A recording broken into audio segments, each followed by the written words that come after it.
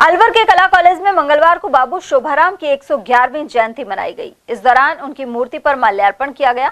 यहां मौजूद अजय वर्मा और शब्बीर खान का कहना था कि बाबू शोभाराम प्रसिद्ध स्वतंत्रता सेनानी और राजनेता थे। उनका जन्म 7 जनवरी 1914 को कठूमर में हुआ था।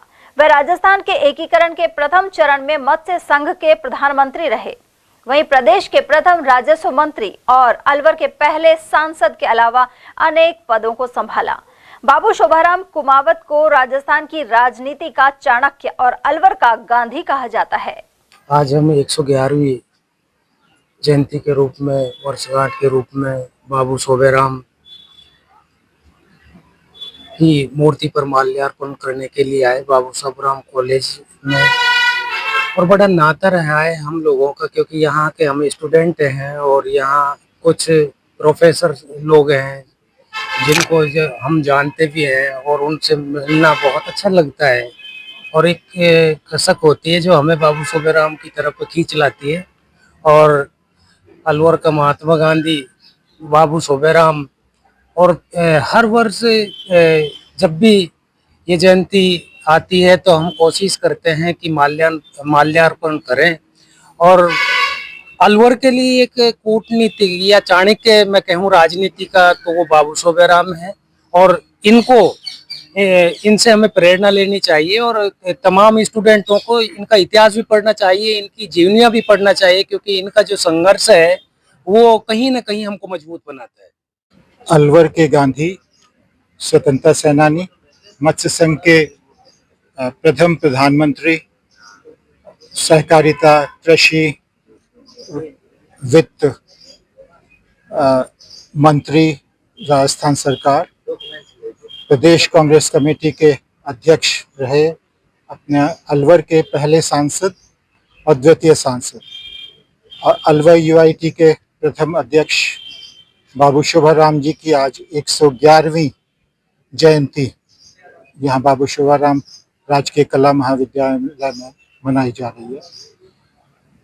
बाबूजी ने अपनी प्रारंभिक शिक्षा राजगढ़ में, स्कूलिंग राजगढ़ में हुई। उसके बाद इंटर उन्होंने राजर्षि महाविद्यालय से पास किया। उसके बाद कानपुर से बीए, एमए तथा एलएलबी की शिक्षा प्राप्त करने के बाद अलवर आ गए और अलवर में उन्होंने वकालत शुरू की। लेकिन 1942 में 8 अगस्त को जब महात्मा गांधी जी ने भारत छोड़ो आंदोलन की शुरुआत की, तब उन्होंने भी अपनी वकालत खत्म कर दी थी और उन्होंने प्रण लिया कि जब तक देश आज़ाद नहीं हो जाएगा तब तक मैं वकालत प्रारंभ नहीं करूँगा। उसके बाद आगा खां पैलेस में महात्मा गांधी जी को कैद कर दिया था, पुणे में आगा खां पैलेस में, और उन्होंने 21 दिन तक भूख हड़ताल की। बाबूजी ने भी उनके समर्थन में 7 दिन पश्चात अपनी भूख हड़ताल अलवर में की। महात्मा गांधी जी की भूख हड़ताल 21 दिन चली थी और बाबूजी की भूख हड़ताल 14 दिन तक चली। उनके महात्मा गांधी जी के भूख हड़ताल समाप्ति पर ही उन्होंने अपना अनशन तोड़ा था। उस घटना के बाद बाबूजी बहुत प्रसिद्ध हो गए थे, दूर दूर तक उनकी ख्याति बढ़ी थी। और फिर वो प्रजामंडल के आंदोलन में रहे, स्वतंत्रता सेनानी के रूप में उन्होंने काम किए, गांव में जा जाकर अलख जगाई।